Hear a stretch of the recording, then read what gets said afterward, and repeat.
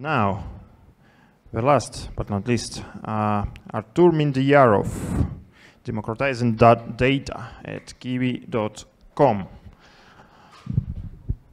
So here is the mic, where is the clicker? Let me launch a presentation.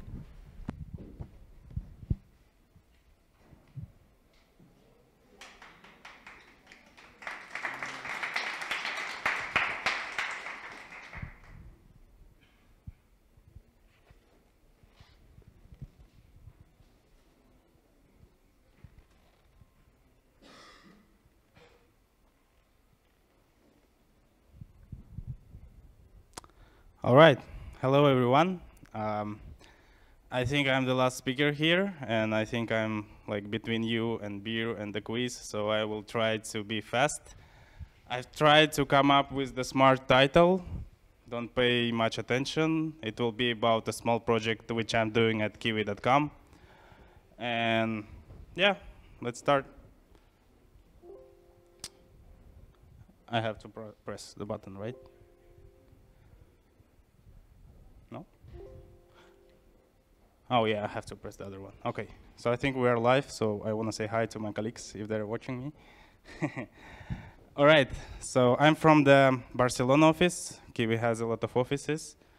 And I actually wanted to kind of, on this slide, to explain you how much data we have, but my colleagues already did it, and here is this paper which says exactly how much data we have every day. So you can have the impression of that. So, nope. So we have a lot of data, right? And we have analytics team, which is the important part of our companies, trying to make the company better by using the data. And it's like 20, 30 people there, and they're producing quite a lot of charts, different dashboards, and stuff like that every day. And they need somehow share these things across the company. And as you already know, there are like 2,000–3,000 Kiwis. We call that ourselves Kiwis. And yeah, they need some way to share the data. And this chart I made today, just to explain you better how it works in our company. We have the Slack. People go to the Slack channel of analytics. They ask questions like, I want to find this dashboard, or I need this analysis, or how many bookings we did today. And then the analytics team, they just answer these questions. As you can understand, this is not very effective. It's consumed time of people, and people ask repetitive questions, and this is just pain in the ass. So what solution I've decided to do is the chatbot. It's pretty common word nowadays, right? And yeah, let me explain how it works. Yeah, this is just, the name of the chatbot is Alfred. This is not my decision to name it like that. It was by my manager, so don't worry. This is how it looks like right now. I hope you can see. The guy just asking, like, he just searching for some report. He needed to some marketing purposes or something like that. And what I implemented is that instead of that, you can just kind of query the chatbot, and it will give you links with some probabilities of the relevance, and yeah. And for example, for this question, the guy wants to know how many bookings we had on Saturday, and the analytics girl just answering him. Instead of that, there is this thing, the chatbot produces the answer immediately. Let me explain you main technology stack. Who worked with Dialogflow? Please raise your hand. Okay, quite some people. Elasticsearch? Okay, more people. Neo4j? Okay, one. Okay, cool. All right, so this is like simple schema. Don't be afraid. I'm going to explain you. So the user goes to the Slack. He asks the question or just sends the message to the bot. This message goes to Dialogflow, which is like a conversational platform from Google. And it helps us to understand what person actually wants. Then the query goes to Elasticsearch. We're searching in all of our data, in all our dashboards. So it's like a text search. Then we have the graph database, which helps which kind of enrich the results from the Elasticsearch. This is the same schema, but kind of, well, it's the same just from the other point of view. The Metabase and Confluence is just one of the sources we have. Let me explain about Dialogflow. Those who don't know, again, it's the Google conversational platform, and it's really good if you want to create fast your chatbot or conversational solution. You just upload your training phrases there, and it just works. It's fast and simple. So we have only 3 classes to classify user messages. There are popular questions which we want to answer immediately, like how many bookings we had yesterday or a week ago. There is a small talk, just like how are you, hello, just to make the bot more human-friendly. And there is the rest, like unclassified messages, which are going directly to be searched in the database. Yeah, this is I explained. This is the small talk to make it more user-friendly. This is the main topic of my presentation, because this is the search in the database. So if the message is unclassified, it's going to be searched in the database. The problems with Dialogflow, what I've encountered, is that it's kind of difficult to train. The small talk there is not really flexible, so I had to do it myself. The way to do it is just to have Excel sheet, to fill it, and then create some script which will upload it to Dialogflow using the Dialogflow API. Then there is a problems with training, because we have a lot of training phrases, but we have to kind of put them there manually and then put the parameters also manually, so the Dialogflow can extract like parameters like countries or cities or airports and stuff like that. So to solve that, we just implemented the script which generates the training data and again send it by API. Other problem is that Dialogflow has API limits and the docs are not really good. So we can understand our user, what's next. Let's look at the databases. Use Elasticsearch to store the text and to query it, because it's one of the best full text query database, and Neo4j just because it's easy and it's fast to prototype. It's the graph database. Why do we even need graphs? First of all, it's useful to store some connections. For example, which user viewed which dashboard or which graph, and which user created which whatever document. So we can use this information later to create some insight. For example, create recommendation for the user, like which dashboard he's most probably want to see, and stuff like that. And also it's useful to create a data flow to see, like in the company, to see where data comes from and where it ends up. In our case, I used Neo4j just to calculate some statistics on the documents, so later on to use it in Elasticsearch. This is just some code, just to say that, like, it's a Python meetup, so there should be some Python code, maybe. Don't pay much attention, it's just how the model looks like in Python in Elasticsearch. Then this model in Neo4j. As you see, there are 3 types of relationship: the created, consumed, and modified.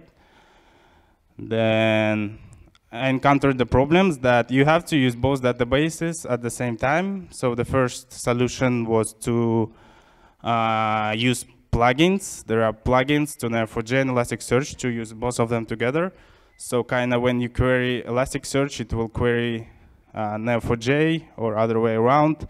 But it was a bad idea, because these plugins are old, no one supports them, and they only support like second version of Elasticsearch, which is like old. Well, someone maybe uses it, but okay, this is the code, not important right now. So far, we've seen the Dialogflow and how to use these both databases. This is just query example. If you didn't see, I don't know why I put it, but you can just look. The other problem was that in Elasticsearch, usually the simple case would be just search by word. So it will search by the word appearance, but it doesn't really account for the word order. There is a phrase match query, but it's not really working in that case because it's actually filtering the results. So for example, in this case, you have the query, this one, bookings last year, and you want to match the first sentence, like it has to have more score than the second sentence. So the order sometimes matters. To do that, let's just create, this is I think the standard approach, to create two separate fields. One field is for single words, and the second field to store the so-called shingles is just the kind of sets of, for example, 2 words or 3 words. This is how it looks in the code.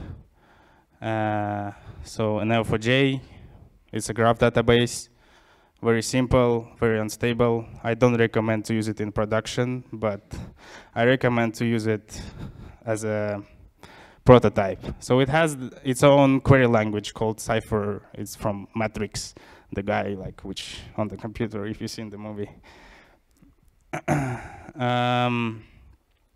This is an example of the query in Neo4j. If you want, you can look it in the web. So I use PageRank in the Neo4j because it's simple algorithm. Oh, who of you knows what PageRank is? Raise your hand. Okay, some people. So it's a simple algorithm to score your documents. So it was initially created by Google for the sites. So the sites which have a lot of references from the other sites will have more score than the sites from which has less reference. So why I want to use it? Because it's simple, it's cool. It allows you to kind of to count for the connections in the graph. So your documents, some documents will be scored like differently than just text in Elasticsearch. So I wanted to apply this PageRank, but the problem was that the graph I have is actually bipartite. I'm going to explain what is it. Is that the graph has 2 types of nodes. One is user, and the other one is document. But the PageRank you can apply only to the graph which is like has 1 type of nodes. This is the picture. So on the left you have 2 types of nodes, which is user and document. And the connections in this case are which user viewed which document. So to kind of use PageRank, you have to do some trick. Is to project this graph to another type of graph, which is going to store kind of similar information, but it's different because it has only 1 type of nodes. So to do that, you just kind of create a new graph with the just documents in there, and the edges will have weight of the number of common people who viewed these both documents. So I don't know if I'm clear, but maybe we will share slides and you can see it later. This is not really important, but this is how you actually use the graph statistics in Elasticsearch. So you can change the score, the standard score in Elasticsearch, and you can use some custom attributes there. Yeah. Again, code. So at the end, we have this solution, and is it good or not? You might ask me. The answer is, it depends, because it can be useful if you search simple, like if you use it as Google, but if you use it as actual like a person, then of course it's not gonna work because this is just like a search engine. And yeah, so you have to know how to use it, and it's like it's not the kind of, it cannot replace the analytics team. It's just like to help them. And yeah, for the future, because this approach is pretty stupid, I wanted to gather some statistics in order for later to add some ranking model, machine learning there, because well, why not? And it's going to be more clever. Then I wanted to change the Neo4j because it's pain when it is in production. It's slow and it's just sometimes goes down without any reason. And also wanted to get rid of Dialogflow because it's also not really good if you are dealing with some complex solution, because Dialogflow also is for prototyping, but when you have to train it, it's tricky. So I want to create my own model which will classify the messages. To sum up, we somehow implemented a bot. It's good or not, the time will show us, but somehow I hope it will help our department to share the data across the company. And I hope you had fun and that it will inspire you somehow. Maybe in your own companies, maybe not.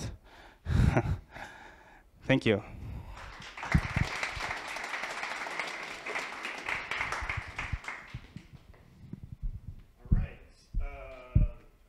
Okay.